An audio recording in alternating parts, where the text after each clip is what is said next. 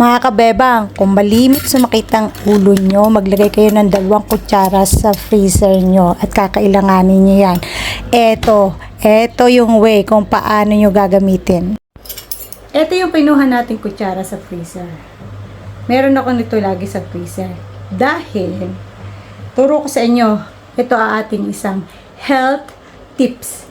Pag masakit ang ulo nyo, yung mga madaling sumakit ang ulo dyan, maglagay kayo ng kutsara sa freezer. Tapos, iyan nyo, i-massage nyo dito. Ito nyo dito. Yan. Dito sa may ganito. Medyo ilalim, baba ng tenga. I-massage nyo yan. Massage. Massage yan. Mamassage nyo. Tapos, dito rin sa likod. Kita ba? Ayan. Dito, sa may ulo natin dito. Yan.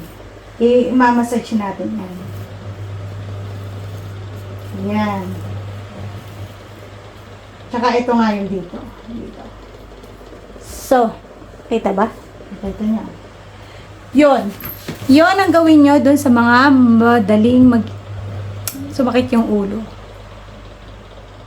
Effective to. Legit. So, yun lang mga kabebang. May natutunan naman kayo sa akin. Babalik ko na to dun sa freezer. Bye-bye. Thank you.